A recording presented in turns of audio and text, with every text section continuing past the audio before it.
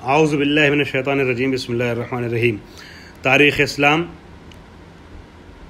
उन्वान कुल्ली के तहत हमारा दर्स जो चल रहा है वो तारीख़ अहले बैत का। जामिअतुल फ़ातिमा दिल्ली की ख़वाहान और दीगर हमारे मुतअद्दिद बिरादरान और अज़ीज़ान के लिए, और आसान ज़बान में है, आम फ़हम, ताकि सभी के लिए काबिल फ़हम हो। अवामुन्नास भी अगर सुने तो बहरामंद हों, इससे मुस्तफ़ीद हों। इमाम ज़माना के सिलसिले में दर्स का आगाज़ हो चुका था। इमाम ज़माना से मुताल्लिक़ जो दुरूस पेश करने उसकी कुछ तमहीद पेश की और आपसे मुताल्लिक़ किताबों का कुछ खाका पेश किया। किताबों को जायज़ा लिया गया जो हमारे एतबार से अगर 10 जलसे होते हैं तो अहमियत के एतबार से टॉप 3 जो जलसे उनमें से एक जलसा है इमाम के मुताल्लिक़, मासूमीन के मुताल्लिक़ किताबों पर मुश्तमिल जो जलसा होता है। लिहाजा गुज़िश्ता दर्स जो है वो बहुत अहम था, ख़ासकर स्टूडेंट्स के लिए, इस्लामिक स्टूडेंट्स के लिए और तालिब इल्मों के लिए, तालिबात के लिए। वो ज़रूर आप लोग गौर से सुनिएगा, उसको ज़हन महफूज रखिएगा। अब हम शनासनामा फ़र्दी पे आ जाते हैं और ज़ाती तारुफ़ इमाम का। तो उसमें जो है वो हालांकि तारुफ़ के क्या नाम है, तारुफ़ की ज़रूरत नहीं है इन शख्सियतों को, लेकिन हाँ, इनका तारुफ़ करा करके हम अपना तारुफ़ कराना इसमें चाहते हैं, हमें शरफ़ मिलता है। इस बाब से हम तारुफ़ करा रहे हैं इमाम के ज़ात का। इमाम का नाम नामी वही था, मीम है मीम दाल, जो रसूल अकरम का नाम था। रसूल ने फरमाया भी है कि जो हमारा आखिरी जानशीन होगा उसका नाम हमारा नाम होगा। ठीक है, तो इमाम का नाम वही नबी का नाम था। ठीक है, इमाम हसन अस्करी के फ़र्जंद। कुन्नियत आपकी 2 कुन्नियत बताई जाती है, एक अबुल कासिम और एक अबा सालेह। जो नबी का नाम था, जो नबी की कुन्नियत थी, वही आपका नाम और कुन्नियत है, सुनवान से अबुल कासिम बताया जाता है। और अबा सालेह भी बाज़ जगहों पर, बाज़ किताबों में ज़िक्र किया जाता है। अब ये कुन्नियत जो है आया औलाद की वजह से है या औलाद नहीं है, किसी सिफत की वजह से, जैसे अबू तुराब कुन्नियत और सुनवान से है, ये एक अलग तफसीली बहस है। औलाद के सिलसिले में 3 नज़रिए हैं जो आगे मैं अर्ज़ करूँगा। उस नज़रिए की बुनियाद पर आप इस कुन्नियत की भी हकीकत को परख सकते हैं। अलकाब के एतबार से देखा जाए तो आपका के अलकाब जो हैं वो ला तुहसा हैं, बहुत से अलकाब हैं। इमाम से मुताल्लिक़ ज़ियारत वग़ैरह आप पढ़िएगा तो आपको महसूस होगा, तफसीली ज़ियारत वग़ैरह देखिए, उसमें पता चलेगा। दुआओं किताबें देखिए, दुआ नुतबा पढ़िए तो अंदाज़ा लगेगा इमाम के अलकाब बहुत हैं। परवरदिगार आलम के अस्मा को महदूद किया जाता है 100 अस्मा में, 1000 अस्मा में, लेकिन देखा जाए तो ला महदूद हैं। ठीक है, इसी तरीके से पैगम्बर अल्लाह की इस हुज्जत मज़हर सिफ़ात रब्बानी के अलकाब को अगर देखा जाए तो महदूद करके 2, 4, 6, 10 में बयान किया जा सकता है, बयान करना चाहें तो। वरना ये सिर्फ़ और सिर्फ सारे अलकाब जो 5, 7, 10, 20 जो बयान किए जाएंगे वो एक झलक है, नमूना है। वरना अलकाब इमाम के बहुत ज़्यादा कसरत से मौजूद हैं। मैं मिसाल के तौर पे 5-7 अलकाब पेश कर रहा हूँ। मसलन सबसे ज़्यादा मशहूर लक़ब जो महदी है, ठीक है, जिसको अल्लाह ने हिदायत के तमाम सरचश्मों से आरास्ता करके दुनिया भेजा, ख़ुद हिदायत याफ्ता है, दूसरों की हिदायत करता है, महदी हादी। और ये ऐसा लक़ब है कि जो आपके नाम के उन्वान से भी मशहूर हो गया है। बहुत अक्सर कहा जाता है इमाम महदी अलैहिस्सलाम।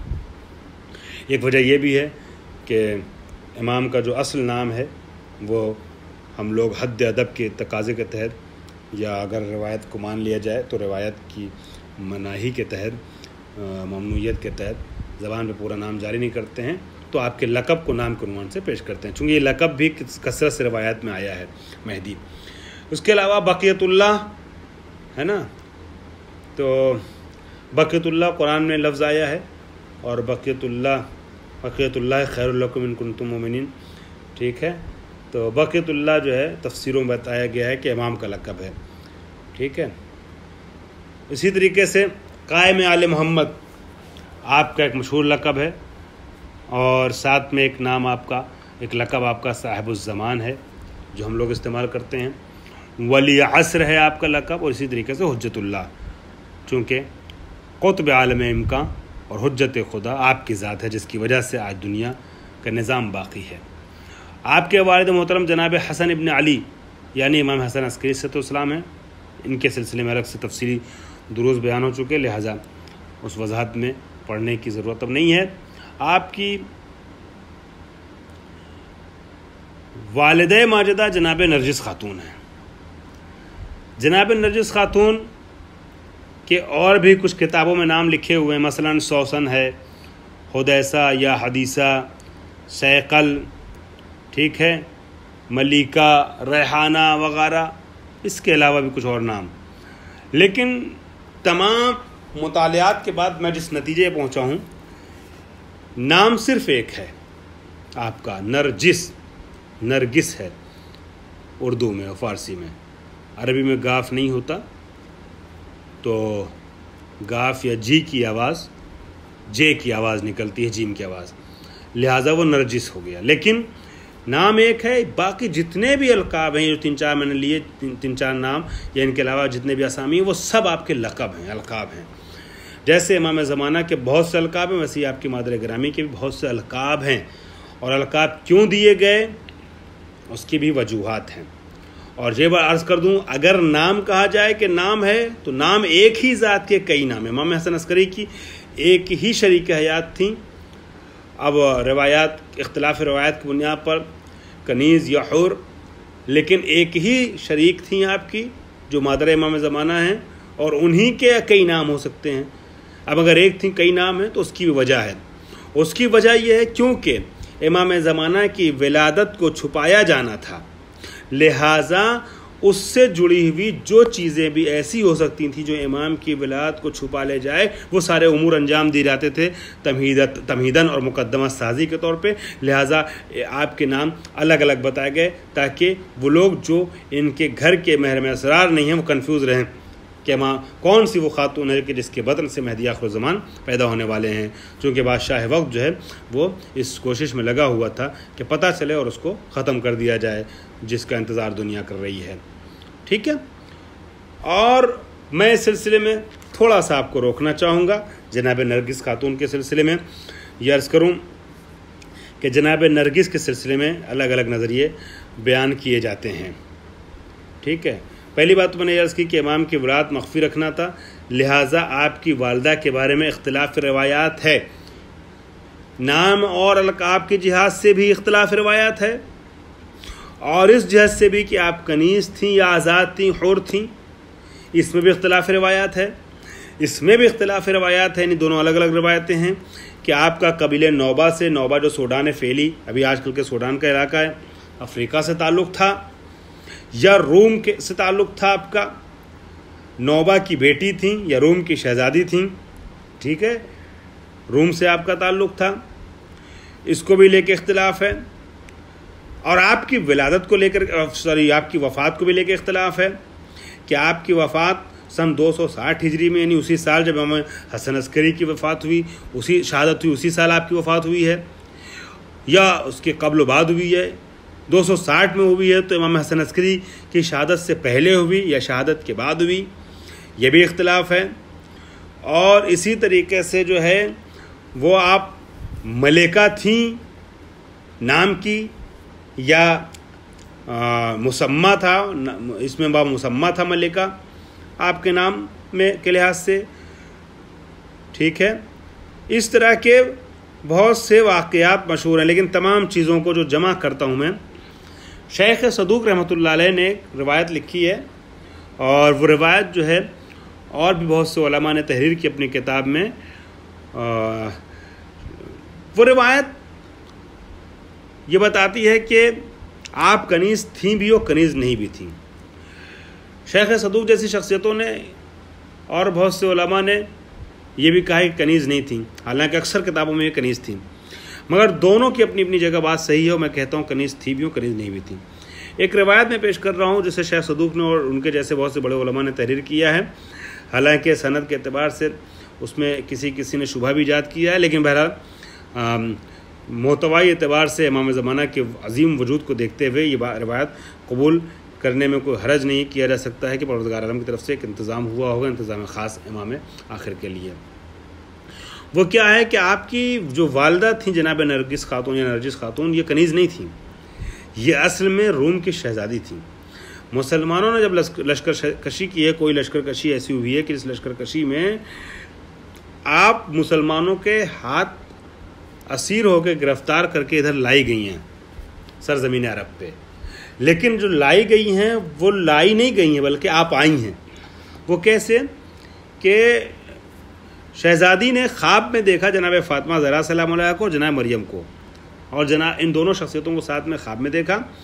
और जनाब मरियम के सामने जनाब फ़ातिमा ज़हरा आपको, चूँकि ईसाइयत के मज़हब पे थी, रोम में, इटली में, रोम में ईसाइयत थी, लिहाजा जनाब फ़ातिमा ज़हरा आपको दावत इस्लाम दे रही हैं और जनाब मरियम की मौजूदगी में आप इस्लाम को कबूल करती हैं बीवी फ़ातिमा के हुक्म से। और उसके बाद आपको उसी ख्वाब में ये बशारत होती है कि मुसलमानों का जब लश्कर हमला करेगा तो उसमें किसी सूरत अपने को बेअसीरी बेअंदाज़ी यानी ज़ाहिर करें ऐसा कि जैसे गिरफ़्तार हो गई हैं और आप उस लश्कर के ज़रिए इधर आ जाइए हिजाज़ अरब। चुनांचे ऐसा ही होता है, इस लश्कर कशी के बहाने से एक माहौल बनता है और आप जो है वो सामने आ जाती हैं, गिरफ़्तार कर लिया जाता है, गिरफ़्तार करके लाया जाता है। और अब जब इनको बाज़ार अरब में फ़रोग़ करने के लिए भेजा गया तो इमाम अली नक़ी अलैहिस्सलाम, इमाम हादी 10वें इमाम, अपने नुमाइंदे को भेजते हैं उस बाज़ार में और ये फरमाते हैं जनाब रकम दे करके, और ज़ाहिर सी बात है जो भी रकम हो उस रकम में ख़रीदना, जो कि लाई गई थी इनके लिए इमाम की बारगाह में आने के लिए, मंगवाते हैं ख़रीद करके और फिर इमाम हसन अस्करी अलैहिस्सलाम के अक़द में आपको करार देते हैं। तो इस तरीके से देखा जाए तो कनीज़ नहीं थी, शहज़ादी थी, मगर तरीक़ा अपनाया है इमाम की बारगाह तक पहुँचने का वो लश्कर वाला और कनीज़ी वाला। ठीक है, तो दुनिया ने इस वजह से आपको कनीज़ लिखा और नासिर आप रोम की शहज़ादी थी और ख़ुद अपने इख्तियार से आई थी। और इस तरीके से इमाम हसन अस्करी अलैहिस्सलाम की वो शरीक हयात बनती हैं।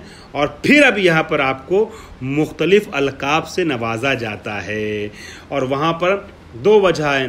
पहली बात तो जो अच्छी कनीज़ें होती थीं, बाकमाल कनीज़ें, जैसे जैसे कमाल उनके ज़ाहिर होते चले जाते तो उस कमाल की मुनासबत से उनको अलक़ाब दिया जाता था।